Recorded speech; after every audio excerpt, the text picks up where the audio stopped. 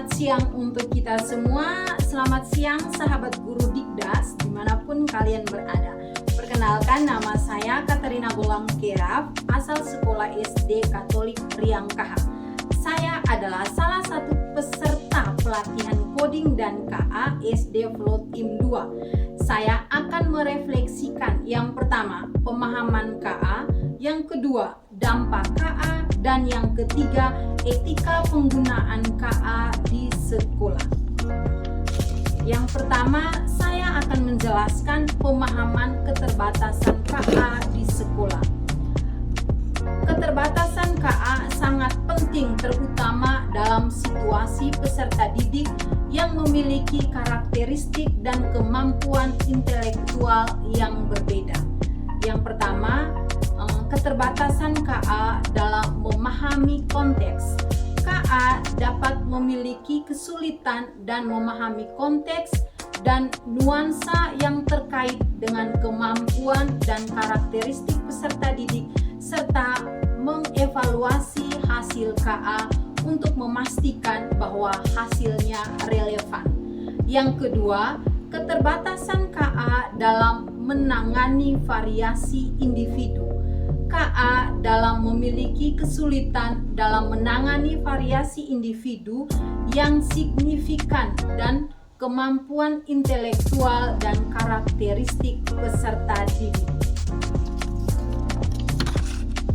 Dan yang ketiga, keterbatasan KA dalam mengembangkan kemampuan kritis. KA dapat memiliki kesulitan dalam mengembangkan kemampuan kritis dan analitis pada peserta didik karena KA lebih fokus pada pengolahan data dan pola. Yang keempat, keterbatasan KA dalam memahami emosi dan sosial. KA dapat memiliki kesulitan dalam memahami emosi dan sosial peserta didik yang dapat mempengaruhi hasil pembelajaran. Dalam menghadapi keterbatasan KA, guru dapat yang pertama, menggunakan KA sebagai alat bantu. Guru dapat menggunakan KA sebagai alat bantu untuk meningkatkan efisiensi dan efektivitas pembelajaran, namun dapat sepenuhnya tergantung pada KA. Yang kedua, mengembangkan kemampuan kritis. Guru mengembangkan kemampuan kritis dan analitis pada peserta didik melalui aktivitas yang tidak hanya bergantung. Yang ketiga, mempertimbangkan kebutuhan individu. Dan yang keempat, mengamati dan mengevaluasi hasil KA. Yang kedua, kita belajar dampak keterbatasan KA pada penggunaan di sekolah. Itu dibagi menjadi 4 bagian. Yang pertama, kurangnya kemampuan memahami konteks. KA dapat memiliki kesulitan dalam memahami konteks dan nuansa yang terkait dengan pembelajaran. Yang kedua, ketergantungan pada data. KA sangat bergantung pada data yang digunakan untuk melatih sehingga jika data tersebut tidak akurat atau tidak lengkap, KA dapat membuat kesalahan. Yang ketiga, kurangnya kemampuan kreatif.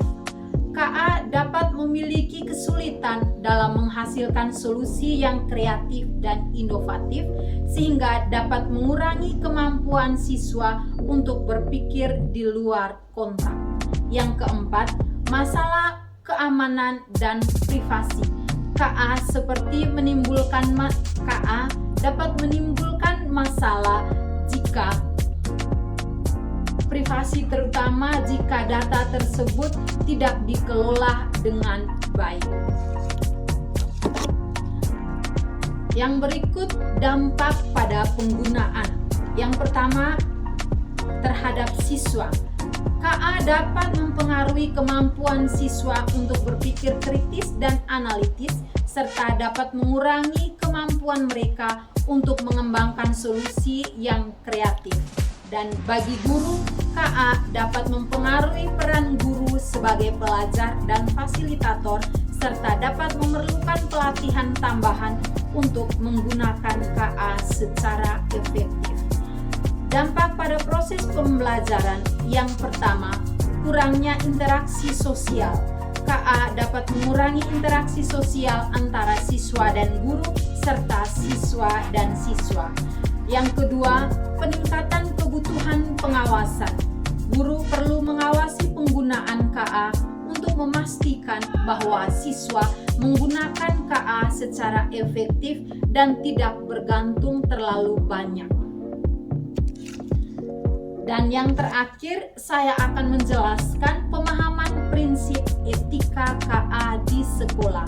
Itu dibagi menjadi 3. Yang pertama, saat penggunaan KA, data guru dan siswa harus aman untuk menghindari pengguna oleh pihak lain. Yang kedua, pengawasan KA dalam pembelajaran. Guru dan siswa harus mempertanggungjawabkan hasil penggunaan KA dalam media pembelajaran.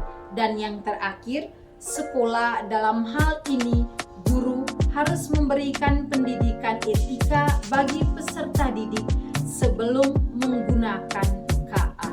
Sekian dari saya, terima kasih. Selamat sore.